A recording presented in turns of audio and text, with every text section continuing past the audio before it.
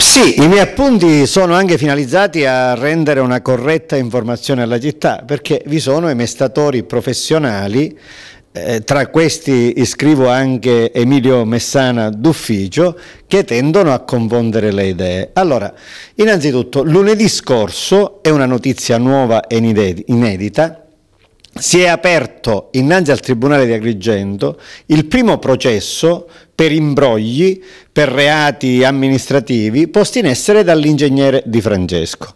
È la nota vicenda dell'edificio poi adibito a supermercato in contrada San Giuseppuzzo, vede imputati questa vicenda i costruttori Castro e Di Francesco. È una battaglia che io ho condotto in Consiglio Comunale denunziando il sistema illecito di gestire la cosa pubblica da parte di Di Francesco. Il sindaco di Agrigento, che oggi dice mi costituirò di parte civile, in quel processo non si è costituito. Ha fornito ancora una volta copertura poco nobile a Di Francesco. Mi sono costituito io invece assieme a Legambiente.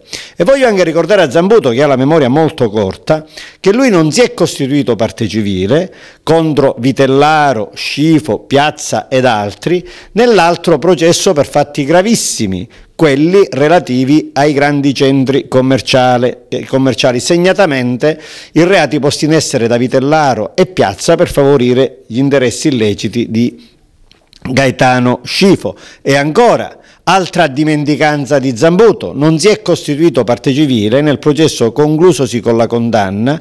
Il Comune sarebbe stato beneficiario di risarcimento del danno già immediatamente, con la condanna dell'ex sindaco Sodano per l'appalto truccato di 45 miliardi di lire, con una bella dose, diciamo, di truffe in danno dei contribuenti.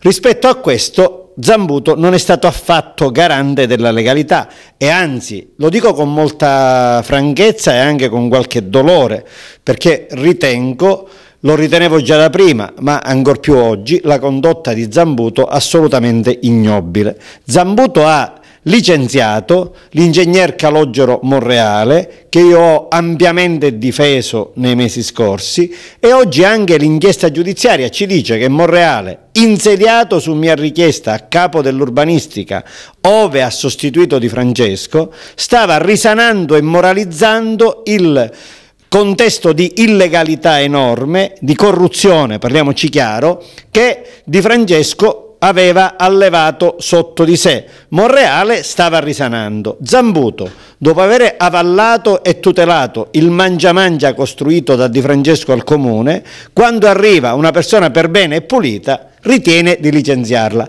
Lo dico con molta franchezza e con dolore. Io, al posto di Zambuto, con gli esiti di questa indagine, avrei preso cappello e cappotto, mi sarei dimesso e mi sarei scusato con la cittadinanza.